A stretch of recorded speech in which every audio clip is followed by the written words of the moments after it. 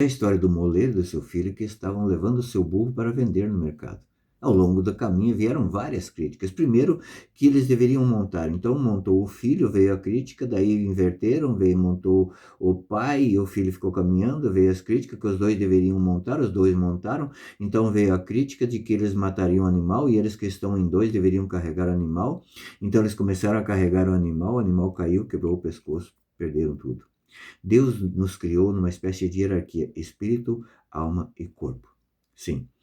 O, o, a alma seria o cavaleiro e o corpo é o cavalo. Quando nós fazemos as vontades do corpo, nós invertemos essa ordem. O cavalo monta no cavaleiro e o espírito vai embora. A isso se chama pecado mortal. Jesus nos fala que nós precisamos vigiar.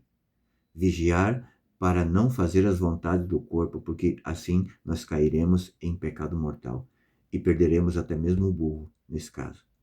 É por isso que ele nos fala nesse evangelho aqui que está em Lucas 21, de 34 a 36. Velai sobre vós, diz o Senhor, para que não suceda que vossos corações se tornem pesados com as demasias do comer e do beber, com os cuidados dessa vida, para que aquele dia não vos apanhe de improviso. Porque ele virá como um laço sobre todos os que habitam sobre a vossa face, e de toda a terra. Vigiai, pois, orando sem cessar, a fim de que vos torneis dignos de evitar todos esses males que devem suceder e de aparecer com confiança diante do Filho do Homem. No dia do juízo, nós temos que aparecer com confiança. Como é que nós vamos aparecer com confiança diante de Jesus? No dia do julgamento, quando nós permitirmos que a nossa alma seja influenciada pelo Espírito e também pelo Espírito Santo, para que assim a gente vá aparando as arestas. Veja, por exemplo, aqui Santo Tomás de Aquino, parafraseando São Beda, ele vai dizer: todo animal recebeu de Deus os meios de buscar a própria preservação, né? Como? Evitando comer alimentos, ervas venenosas. Quem lida com o animal sabe que muitas vezes o animal come aquela erva venenosa no meio da pastagem, não percebe que está ali e acaba morrendo, né? Nós devemos fugir do pecado como os animais evitam os alimentos venenosos, buscar a justiça como eles buscam as plantas que se nutrem. É, portanto, para que distingamos entre o saudável e o prejudicial, diz o nosso Senhor. Por isso ele diz: velai sobre vós. Há, contudo, duas maneiras de velar. Veja bem. E no Evangelho fica claro isso. Uma é o exterior, por meio dos olhos do corpo. Outra é a vigilância interior, pela atenção da inteligência. Quantas vezes nós pecamos pelos olhos? E eu falo isso mais propriamente dito com os homens, principalmente na área sexual. Se o homem olhar de longe, ver um guarda-chuva aberto e interpretar que aquele guarda-chuva é uma mini saia de uma mulher, ele já pecou. É terrível. É terrível. Por isso é preciso vigiar sobre os nossos olhos. Claro, sobre todos os sentidos, mas aqui está falando mais especificamente dos olhos. Ao olhar algo que vai me levar ao pecado, imediatamente eu tenho que... No meu caso, por exemplo, eu já começo a rezar uma Ave Maria. Eu vejo uma mulher vestida de uma forma indecente, eu já começo a rezar uma Ave Maria. Pela alma daquela pessoa e pela minha conversão. Isso me ajuda muito. Mas aqui também vai dizer que é preciso velar. Outra vigília é interior, da atenção e da inteligência. E como que vai ter essa vigília interior? Através da oração, como fala aqui. Orar sem cessar.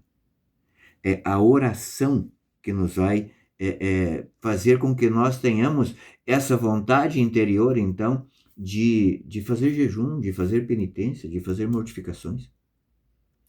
Quanto mais nós fizermos as vontades do corpo, mais lentos nós ficaremos, espiritualmente falando.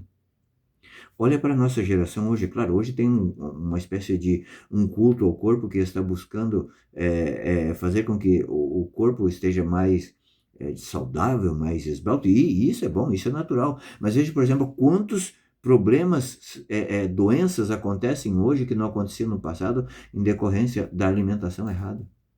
Do excesso da alimentação ou da alimentação prazerosa, aquela cheia de conservantes e tantas porcarias que nos levam à morte do nosso corpo, nos levam a viver na lentidão.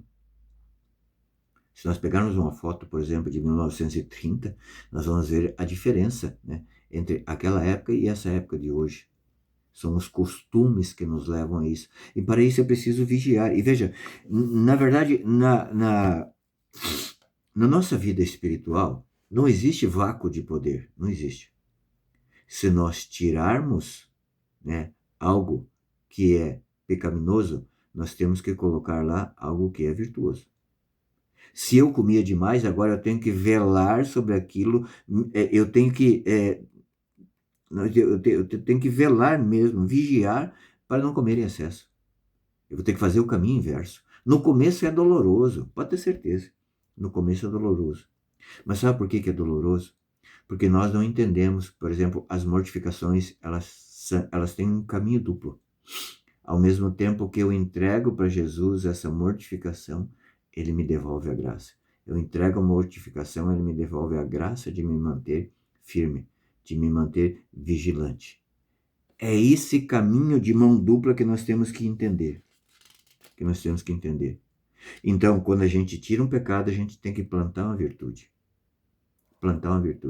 Se eu pecava por olhar, digamos assim, para ficar olhando na internet coisas pecaminosas, agora eu tenho que olhar para outras coisas, eu tenho que olhar para uma flor, eu tenho que olhar Jesus na pessoa do irmão. É preciso fazer o caminho inverso.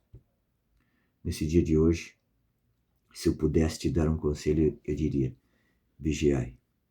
Vigiai para que no dia do juízo final nós possamos olhar para Jesus de cabeça erguida. Deus te abençoe.